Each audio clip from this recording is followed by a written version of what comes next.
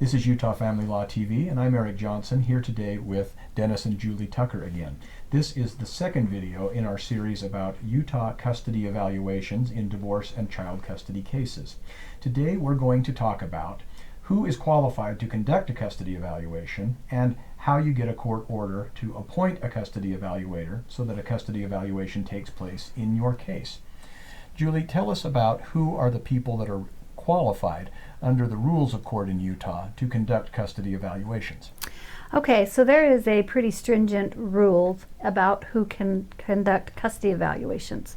The first thing we have to do is be licensed as a clinical social worker, a licensed psychologist, a licensed physician who is board certified in psychiatry, a licensed marriage and family therapist, and a licensed clinical mental health counselor. So that's the list. That's Those are the the list. only people that are qualified to do this. So even if you found somebody that was extraordinarily good with children and very observant and even had a PhD, if that person doesn't qualify or doesn't meet one of these requirements as either a clinical social worker, psychologist, physician certified in psychiatry, marriage and family therapist, or certified mental health counselor, that person cannot do it.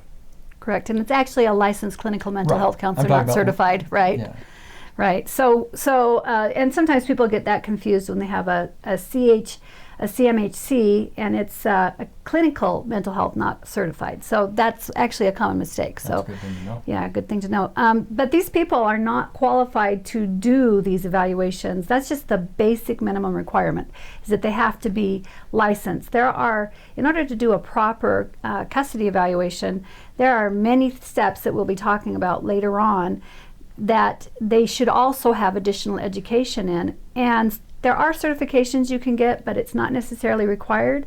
But it tells people that you do have an expertise with additional certifications and additional education. For instance, if you're giving psychometric testing, which is the MMPI, and those are very good tests, but you have to, as a CMHC, which is what I am, or an LCSW, which is what Dennis is, you would have to go and get trained to be able to give those tests. So you can conduct a custody evaluation as a CMHC or as an LCSW, but you wouldn't be able to conduct the psychometric testing as a CMHC or an LCSW unless you were qualified to do that through training as a CMHC, as an LCSW, to get that Correct. certification. Right. So that we've already learned something very useful. That is, somebody might say, yes, I'm holding myself out as a professional who can conduct custody evaluations, and then when you find out once you're down the road you need psychometric testing but this person can't do it, well, the good news is it's not the end of the world. No. We can still get the psychometric testing. The bad news is it may cost more money and take more time because now we have to bring somebody else into the mix instead of that one person. Right. So how it's ruled is that if we, in the course of doing the evaluation, need additional expertise, we have the rights to be able to hire them and bring them in to do your custody evaluation. So technically, someone that doesn't have the training in psychometric testing could have someone either on their staff or someone that is outside of their staff do the psychometric testing. But like Eric says, depending on the custody evaluator, if you don't have the training, then it may cost you more. It may be one of those underlying costs that people will incur. Yeah, because it's not coming out of the evaluator's pocket. If the evaluator has to bring in other people to help him or her conduct the evaluation, you'll be paying for it. Well, it not the certainly evaluator. influenced the cost of the evaluation. Sure. Yeah. But in other words, you can't force the evaluator to incur these expenses. No, and as we will see as we go on down this road, is that there are a lot of different ways people do custody evaluations, and some people don't do the psychometric testing, which Dennis and I would strongly disagree with, because that becomes another way that you can prove whether or not a parent is, or at least have better education, whether or not a parent is best choice, is It the best provides a choice. forensic evidence for us that is useful in adding to the list of evidences or data that we must consider.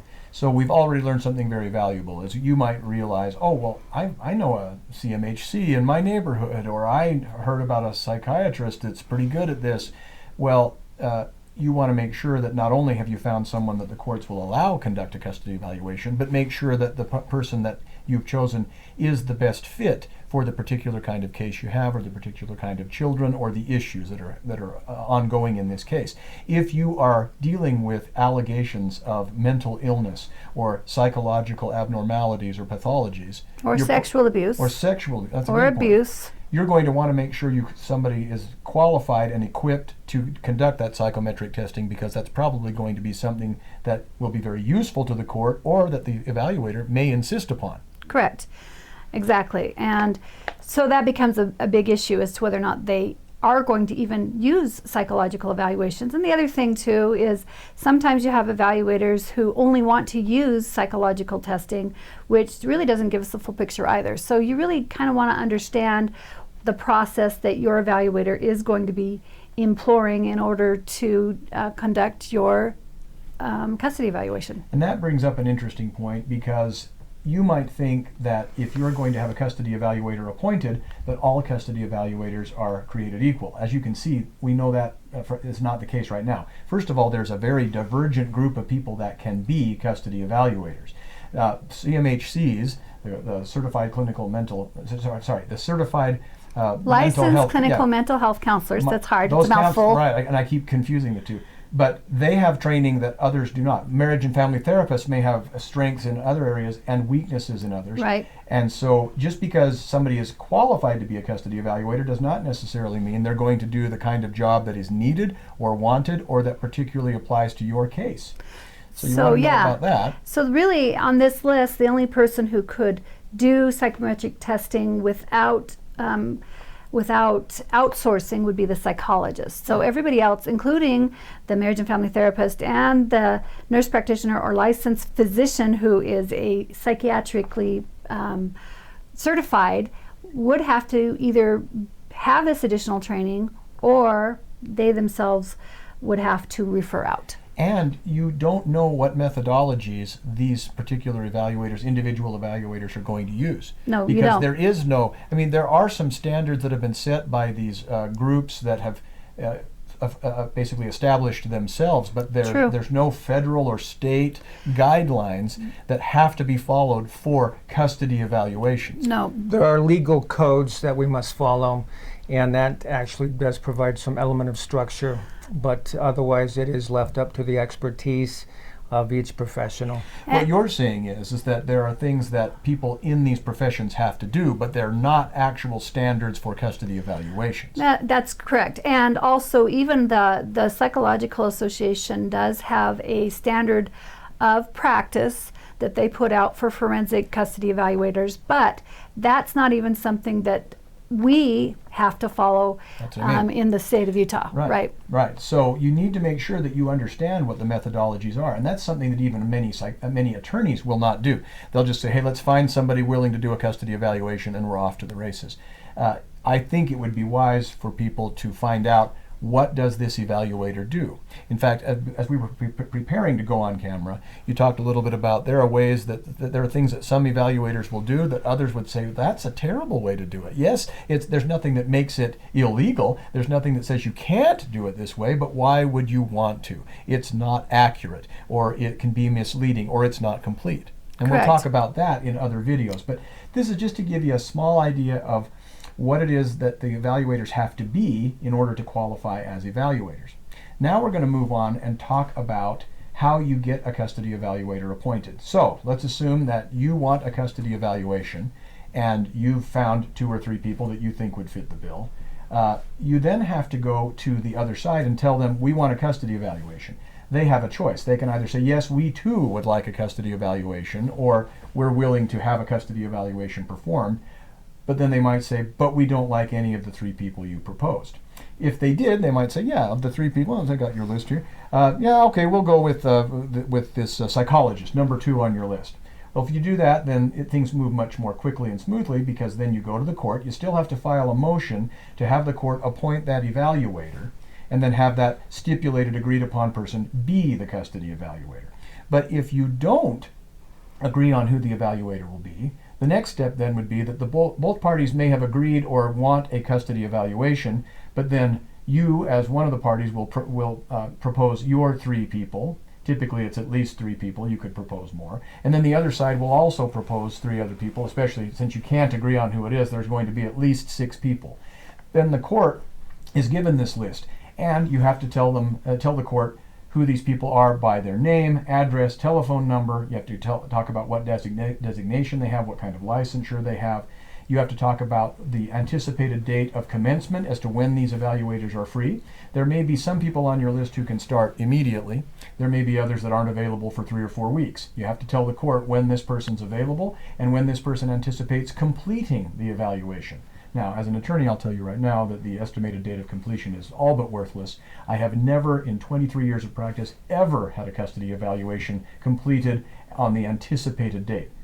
For that matter, I don't recall ever having a custody evaluation that was commenced on the anticipated date. And that becomes part of the problem. Yeah, that becomes a problem. We'll talk a little bit about that because there are certain things that have to happen for the evaluator to do his or her job.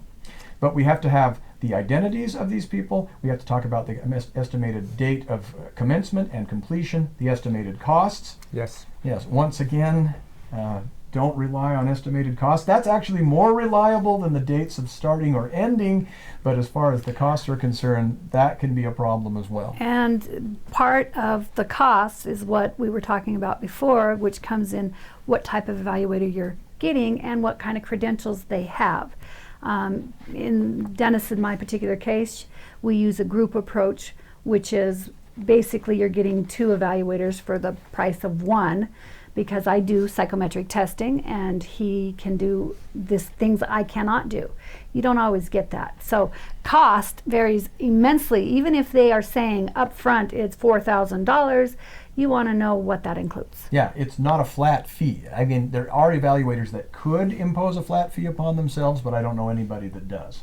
And of course, keep in mind that different number of children that are being evaluated, amount of adults in the home, distance traveled if one lives in one state versus another. So there are other factors that are also important to consider. Yeah, and for those of you that are contemplating a custody evaluation and are relatively new to the concept, just remember, costs can be substantial and they are rarely, if ever, fixed costs.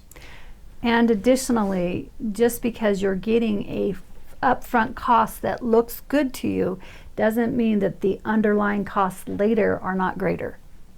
Dennis, what are the other things that have to go on in the process of a custody evaluation? What are the things that the order includes, and what are some of the steps that are required to be followed in a custody evaluation? Well, this is a legal practice. This is a legal requirement, and as a result, the judge requires that the parties agree to share the information and also to cooperate. Cooperation is essential. Sometimes people are more cooperative than others, but we need cooperation, so the judge does order that. Also, though, we have access to privileged information, and so given that privileged information, sometimes there's something called confidentiality. Confidentiality doesn't actually exist to the same extent that it might in a regular therapeutic relationship. The information that we get, we actually disclose the findings to the court, oftentimes in the actual custody evaluation. So you recognize that what we obtain is going to be used to aid us in making our judgments and assessments. One of the questions that comes up is, can you make interim recommendations before the evaluation is complete? Because as you know, but maybe some of the viewers don't, there are temporary orders that are often put in place where there will be temporary custody and parent time arrangements. And oftentimes, I as an attorney will get a question from a client that will say, well, we need to address this right now. So-and-so ran away last week, and we need to know what the custody evaluator thinks ought to be done right now, even though we're in the middle of an evaluation. Can the evaluators make those interim kinds of recommendations? They should not. And they shouldn't be. That would really mess up the whole process. And actually, what would end up happening if you were using a custody evaluator like that is that they would really no longer be able to be your custody evaluator because they're really doing therapy instead of a custody evaluation. Which was the next question I was going to ask, is your role as an evaluator to be the child's confidant and therapist? Absolutely not.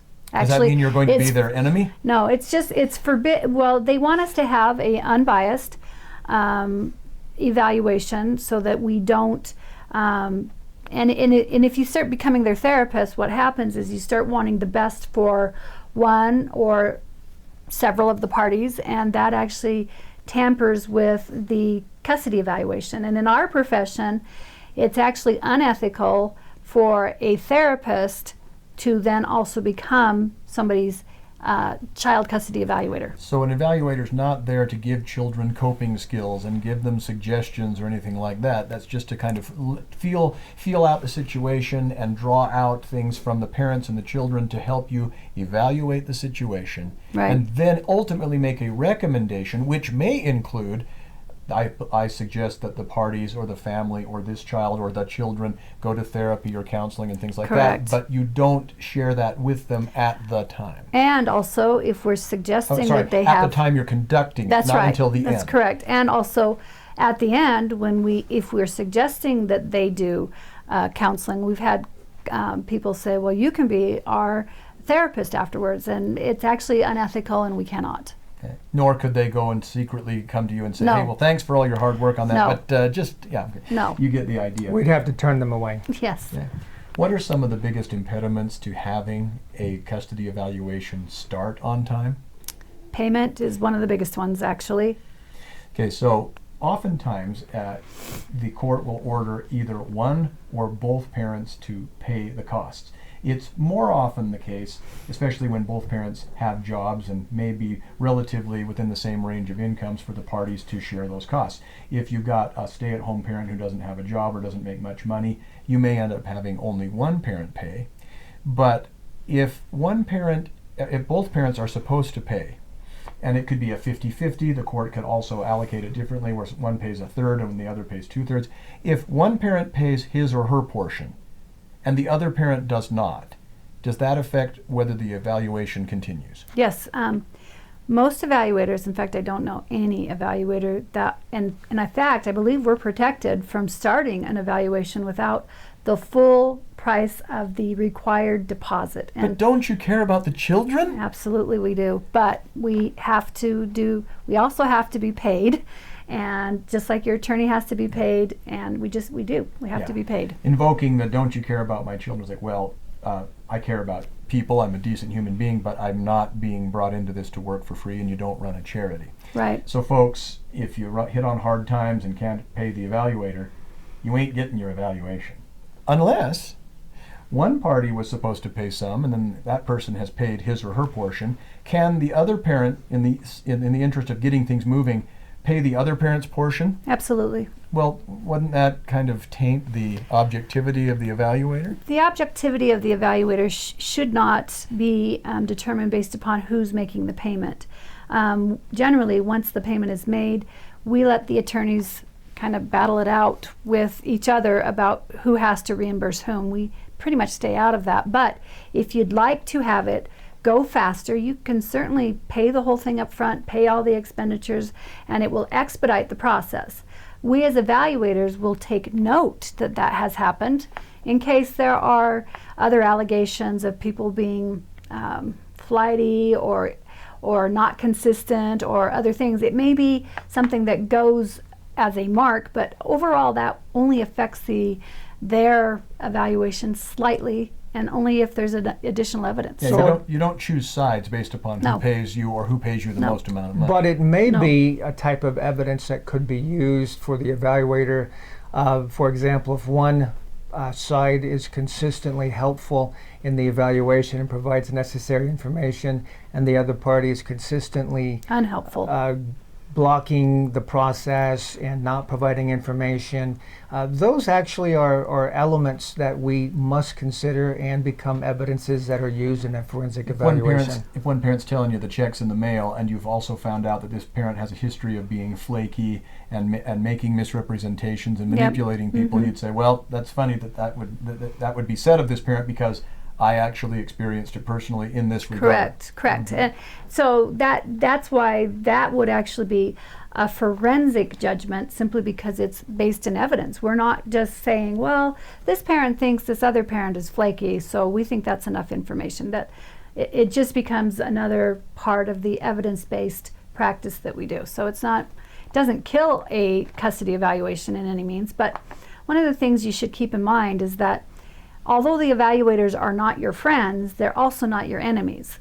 So you want to be as helpful as possible so that your evaluation properly reflects who you are as an individual. I can say that when I read the custody evaluator report, and we're going to talk about that in a separate video, that I can't recall ever seeing the report reflect personal opinions or feelings toward one parent or the other than to say something like, it was frustrating to deal with this parent. I had to call no less than 5 times to set the appointment. Now, this wasn't one of those things where the evaluator was saying, and it really upset me and made it hard, and made it so that I couldn't make it to my daughter's recital or something. Right. They're just saying, I will simply note that it was very difficult to reach this person. Sometimes it was very difficult to work with this person. And again, because that has to do with the issues in the evaluation itself as to what kind of person and what kind of parent. Correct. So it's not a bias per se, but it is information. And so we, for instance, when I do a lot of the reference calling, I do a lot of the interaction with the references, and I generally will call everyone on the list 3 times. If they don't get back to me, I can't chase them down. So people will say, well, why didn't you talk to so-and-so? They really wanted to talk to you. And my response would be, well, I gave them 3 calls and they didn't return my calls, and it's not really my responsibility to make them talk to me.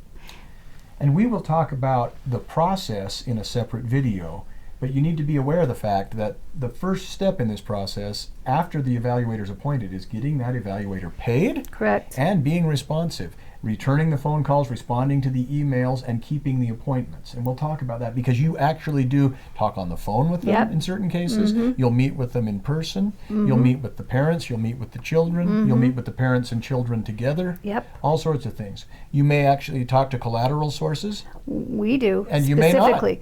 Yeah. Well, we do, and we would. But depending yes, upon the evaluations, it's not required by the 4903 Yeah. code and we're going to rule. talk about all of that in a future video, but you need to understand that this is how that process starts. So you need to make sure you find someone qualified, you need to file a motion, you need to have the court issue an order appointing that evaluator, you need to get the evaluator paid, and you need to keep your appointments. One last thing on that, you don't just simply have a court order that appoints you, you also contract specifically with the parents. Yes, we send out as soon as we get the notification and the assignment of the court to be the custody evaluator, we send out a contract to, it's both your bill, it talks about money, and it talks about limitations of confidentiality, and it becomes your contract with us. So the moment that we get paid, we generally send that out. Plus, we also ask for releases so that you're knowing exactly who you have to release information to. All right. It may be helpful to know that if the parents are doing their part, that there are legal time frames that the evaluators have to follow. Right. So once the parents do their part, evaluators, the balls are in motion, and by court decree, we have to do certain things in an X amount of time. And at least as far as our agency is concerned, we have never been held up because of our time. We've been generally held up because of the timing of the parent, the timing of the references, the timing of the courts, and sometimes the timing of the attorneys themselves. If you are ordered appointed as a custody evaluator, do you have to be the evaluator, or can you decline or not We accept can the decline. appointment? We have the ability to decline, but we have to also send that in writing, either decline or accept. So just because you may have wanted someone to be the custody evaluator doesn't mean that that person will serve as the custody evaluator.